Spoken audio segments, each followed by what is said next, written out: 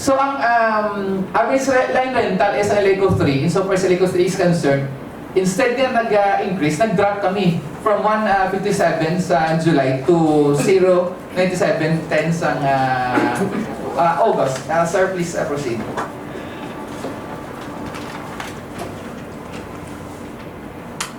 So that is the generation mix ng kwan sa LECO 1, 2, and 3. Kung lang taon nato, wala kita galayo ay kami, except for WISM. Kaya di rin nasulod ang line rental.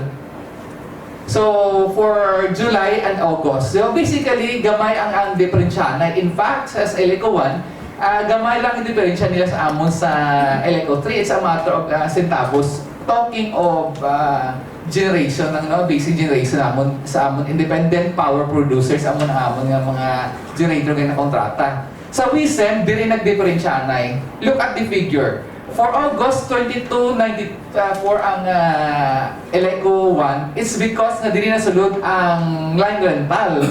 Ang LECO 2, kwan siya is 1260. And sa amon, we have only 695. Ang net metering, this is actually ang kwan naton, ang mga solar naton, ng mga net metering ng mga households din siya. Amo siya nga sa net metering. So, sir, please proceed. For the entire region, based on the data, this is the data of the line rental for the entire region for June. So, dahil natin kita, wala magkakalayan ang LECO 1 to 09, ang LECO 2, 2.01, ang LECO 3 is 1.8. So, ang Negros is not so much affected. Ang NECO, gani, 0.55 lang sila.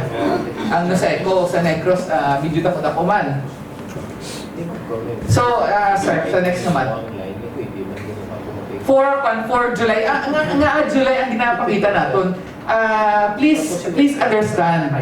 Nasa tanang ang mga DU, they are paying in advance on behalf ng consumer. So, ang billing sa NGCP, sa IMAP, for July will be the basis sa rate natin sa the following month, sa August. Kaya ginabayaran na siya ahead as ang distribution utilities to be passed on the following month to be recovered sa consumers natin the following month. So, ang billing sa mga power generators natin, sa WISM, sa NGCP, are the basis for our rate making for the following month. So, ginabayaran na ahead. Wala kita gautang, gabay kita ahead, kami na-collect sa ating consumers.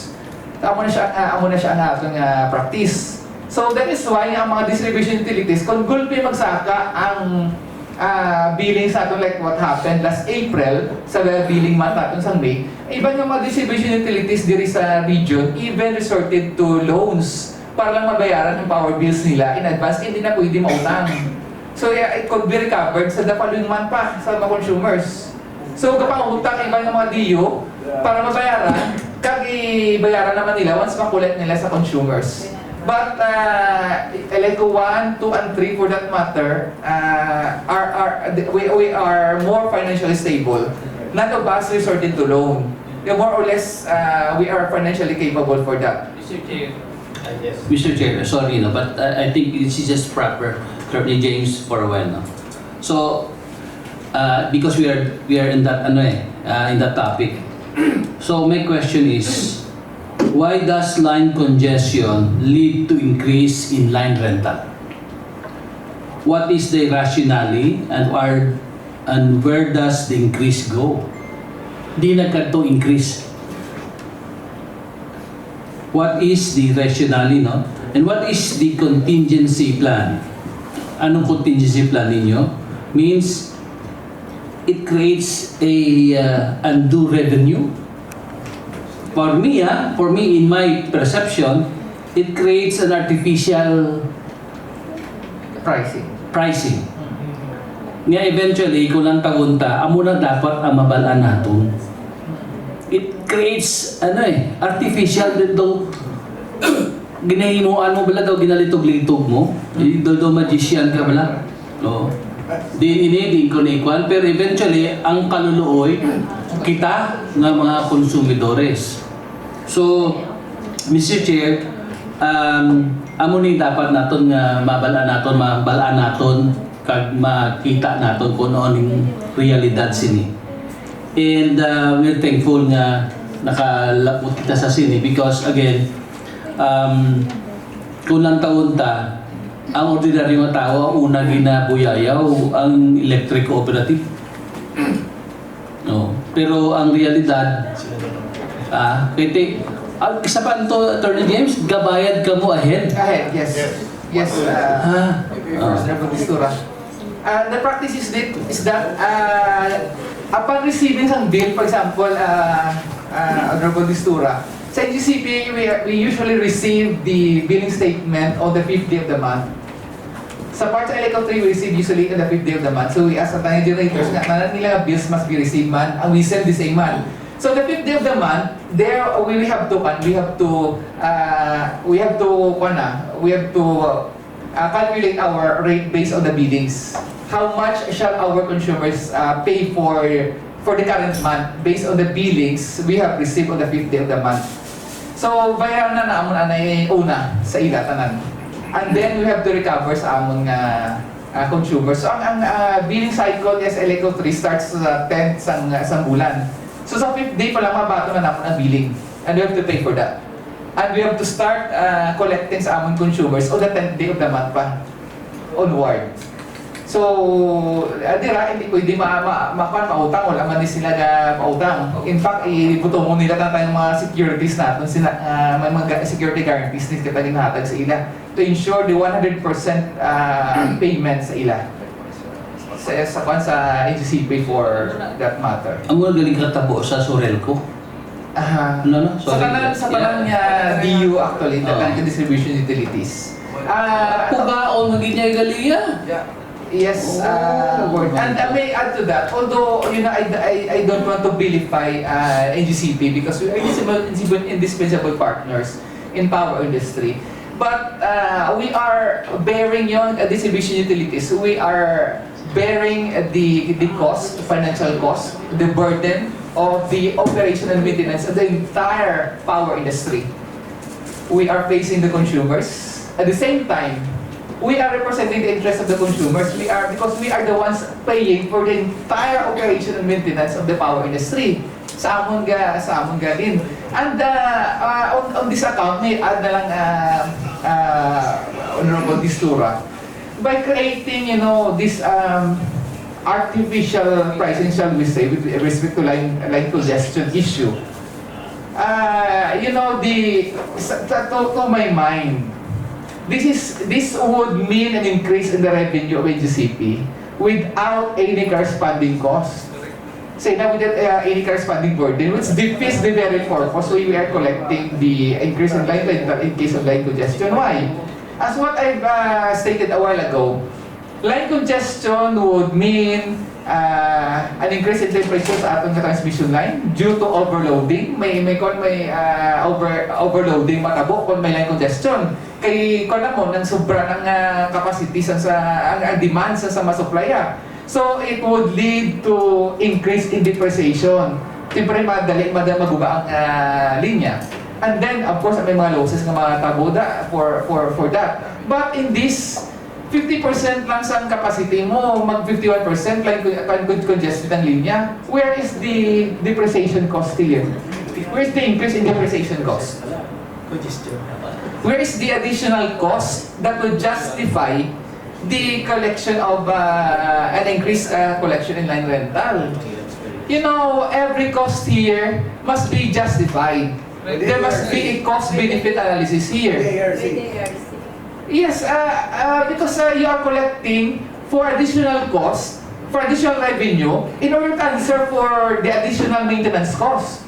That's the rationale. But here you have no additional maintenance cost, but you are now collecting an increase in revenue. So ano matabo? This is purely revenue. Unless NGCP could justify to us the same question I am asking Honorable Distura, where shall this increase in line rental go? Because technically there is no line congestion insofar as scientific and technical definition of that term is concerned. Now, and look at may bring the attention of everyone on the current reality for August billing that is based upon sa July na billing sa NGCP.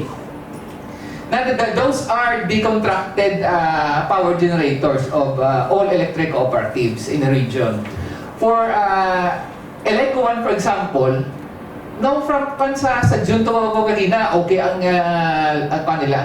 line rental. Imagine, for Eleco 1 sa Green Core, this is a geothermal plant in Negros and Palipinon. Ang basic energy charge ang basic nga generation charge na bayaran namon is only 6 pesos na level, 6.30, 6.15, 6.45. Ang line rental is 7.41. Dako pa ang line rental sa generation charge na ginabayaran. Sa Eleco 2 is 7.36, Amon is 2.11.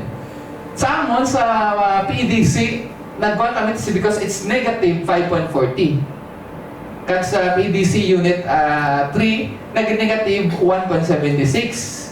Sa GNPK dito sa from Mindanao, that's 3.64. And GNPD from Luzon, that's 2.37 sa Amon. However, sa Eleco 2, that's 7.71.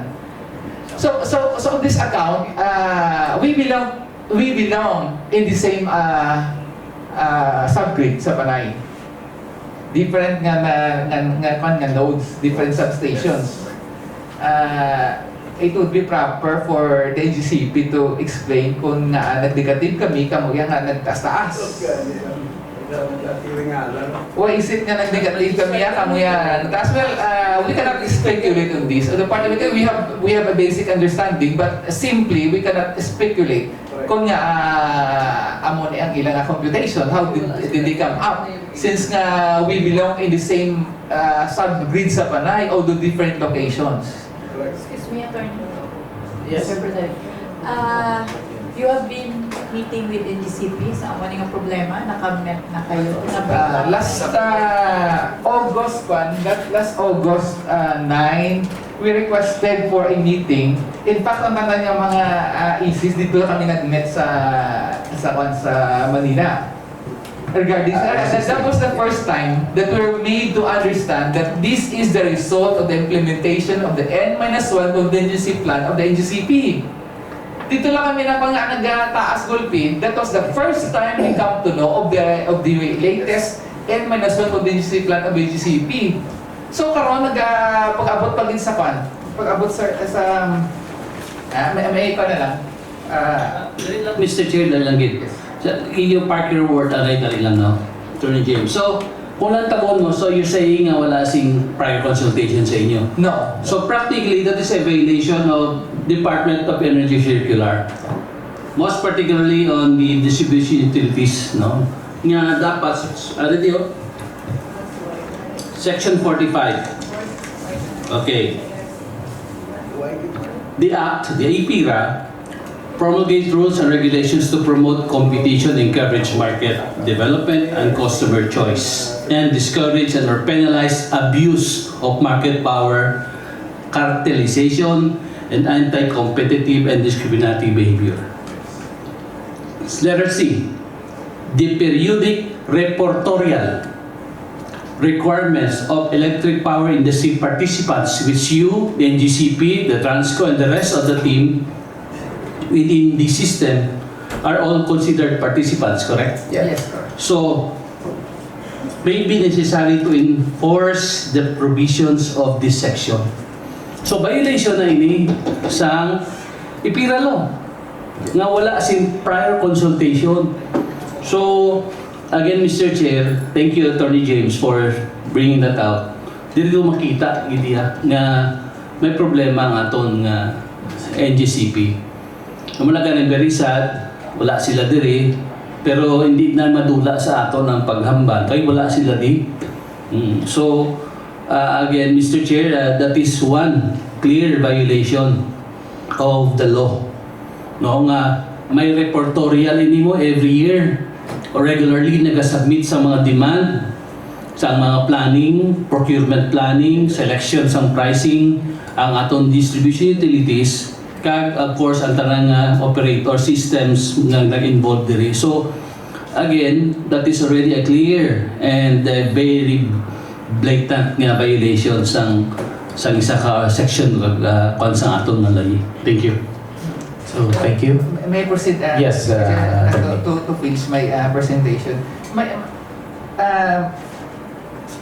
Mr. Chair, as what I've said a while ago, the contingency plan of NGCP may be laudable. In fact, it is necessary in order to prevent the recurrence again of the total blackout in the Panay subgrid, as what we've experienced last April 2023 and last January this year.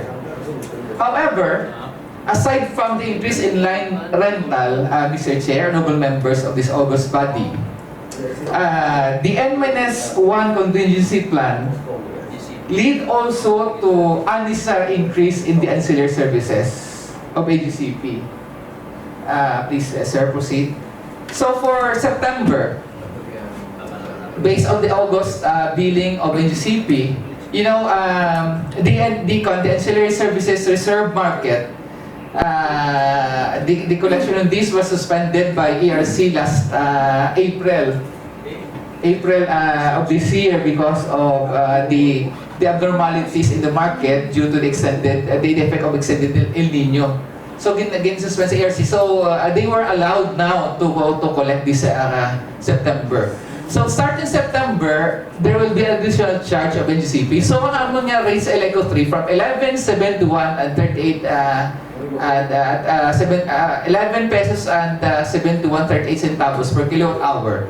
There will be an additional charge of 1 peso and 0.0233 centavos per kilowatt hour on account of this additional NGCP charge. So, ang amon niya rate would become 12 pesos and 73 centavos already. This again, Mr. Chair, is an additional burden to our consumers. Electric cooperatives, distribution utilities, together with more here, we are the ones facing our consumers. We are the ones collecting for all participants in the power sector, including the government.